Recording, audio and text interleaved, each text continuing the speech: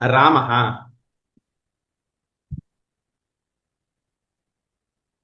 ஹரிஹி, குருஹு. இது மாதிரி இருக்கக்கூடிய நிறைய வார்த்தைகள்ல கடைசியில விசர்க்கம் முடியும். இது மாதிரி இருக்கக்கூடிய வார்த்தைகள் எல்லாம் பும்லிங்கம். சரியா? இப்ப நான் சொன்னேன் இல்லையா, நான் வார்த்தைகள் சொன்னதை உங்களுக்கு எழுதி காமிக்கிறேன். ராமஹா, ஹரிஹி. மியூட் பண்ணிட்டு பேசுங்கம்மா. ராமஹா, ஹரிஹி, குருஹு. இது மாதிரி இருக்கக்கூடிய விசர்க்கத்தோட முடியக்கூடிய வார்த்தைகள் புல்லிங்கஹா. எத்தனை பர்சன்ட்? 90%. சம்ஸ்கிருதம் எவ்வளவு சுலபமா இருக்கு பாருங்க. எடுத்துக்கோ எடுத்துக்கோன்னு ஈஸியா கொடுத்துறது. கொஞ்சம் தான்ப்பா நான் படுத்துவேன், அதை கொண்டு நீ உன்னுடைய ஞானத்தை கொண்டு மேல வரத்துக்காக. இவ்வளவுதான். அடுத்த 3 என்ன கவனிங்க. ரமா, மதி,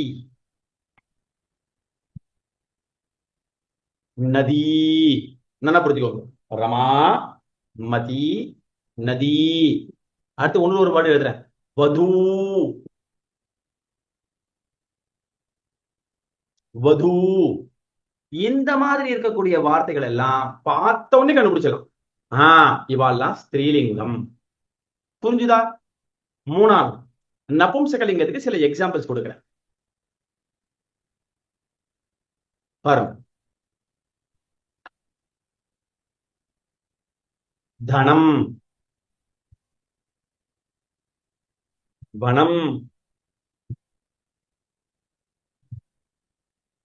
புஷ்பம், புஸ்தகம், லோச்சனம் போன நிறைய போட்டுட்டே வாங்க. இது எல்லாம் நபும்சகலிங்கங்கள். சரியா? அப்ப 90% ஆஃப் த வேர்ட்ஸ் உங்களுக்கு இது மாதிரிதான் வரப்போகுது. அதுவும் நீங்க இப்ப சாமானிய சம்ஸ்கிருதம் கத்துக்கிறீங்க, பால சம்ஸ்கிருதம் கத்துக்கிறீங்க, நீங்க சாஸ்திரங்கள் எதுவும் வாசிக்கல, அதுலதான் நிறைய நம்மள குழப்பிண்டே இருக்கும். இங்கெல்லாம் அது மாதிரிலாம் இருக்காது. புரியறதா? ஏன்னா இந்த டாபிக்ல நீங்க ஃப்ரம் த பிகினிங்கே ஒருவேளை கஷ்டமோ அப்படின்னு நீங்க யோசிச்சிட்டீங்கன்னா அதுக்கப்புறம் எல்லாத்தையுமே நீங்க கஷ்டமாவே பார்த்துட்டு இருப்பீங்க. நீங்க ஈஸியா புரிஞ்சுக்கோங்க. புல்லிங்கம் விசர்க்கத்தோட முடியறது புல்லிங்கம். ஸ்திரீலிங்கம் ஆ இ ஊன்னு முடியறது ஸ்திரீலிங்கம். இம் இம் இம்னு முடியறது நபும்சகலிங்கம். இப்போதைக்கு நீங்க அந்த தாட்குள்ளேயே இருங்கோ. சரியா? நீங்க சொன்னீங்களே ஏதோ எக்ஸம்ஷன் சொன்னீங்களே, ஒரே ஒரு எக்ஸம்ஷன் காமிங்களே அப்படின்னா அதுக்கு ஒரு சின்ன வேர்டு மட்டும் எழுதி காமிக்கிறேன், என்னன்னா புரிஞ்சுக்கோங்க. இப்போ இங்க நான் தேனுஹு அப்படின்னு எழுதுறேன். தேனுஹு. இந்த தேனுஹு அப்படின்றதுக்கு 2 அர்த்தம் உண்டு. கன்றுக்குட்டி ஒரு அர்த்தம், ஒரு அர்த்தம் பசுமாடு. இப்ப இந்த பசுமாடுன்ற வரக்கூடிய இந்த வார்த்தையானது முடிஞ்சது என்னமோ விசர்க்கத்துலதான் முடிஞ்சிருக்கு. ஆனா விசர்க்கத்துல முடிஞ்சதுன்றதுக்காகவே நான் இதை எடுத்துட்டு போயிட்டு அங்க போட்டுறேன்பா, எங்க புல்லிங்கத்துல போட்டுறேன்பா, பண்ண முடியுமா? நபும்சகலிங்கம்.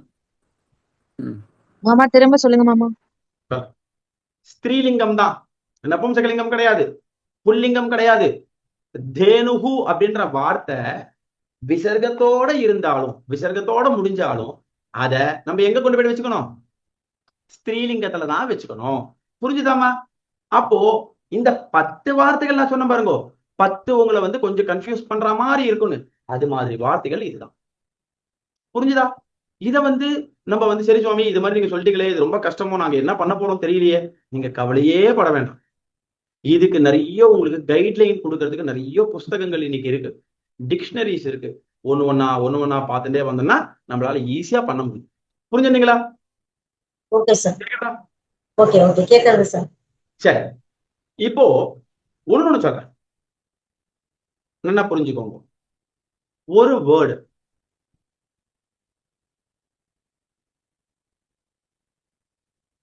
மருத். இந்த மருத் அப்படின்ற வேர்டு இதுல முடியாது சுவாமி. இது சிலபஸ்லயே நீங்க சொல்லியே தரல. நீங்க என்ன சொன்னீங்க? விசர்க்கம்னு சொன்னீங்க, ஆ இ ஊன்னு சொன்னீங்க, இம் இம் இம்னு சொன்னீங்க. இப்ப என்ன திடீர்னு இத்துன்னு காமிக்கிறீங்களே? இதெல்லாம் அந்த 10% எக்ஸம்ஷன்ல வரும். புரியறதா? இந்த வார்த்தைகள் இத்துல முடிஞ்சாலும் இது புல்லிங்க சப்தம். நான் எப்படி தெரிஞ்சுக்கிறது? அதுக்கு உங்களுக்கு கைட்லைன் கொடுக்கறதுக்கு சப்த மஞ்சரி அப்படின்னு ஒரு புஸ்தகம் இருக்கு. அந்த புஸ்தகத்தை கொஞ்சம் கொஞ்சமா படிக்க ஆரம்பிக்கும் போது உங்களால ஈஸியா இந்த சின்ன சின்ன நுணுக்கங்களை தெரிஞ்சுக்க முடியும். புரிஞ்சுனீங்களா? அடுத்த டாபிக் உள்ள போலாமா? எஸ். சாமி மருத்து மீனிங் என்னங்க சார்? மருத் மருத் அப்படின்னா வந்து வாயு. சரியா? கேக்குறதா? என்னங்க சாமி? வாயு.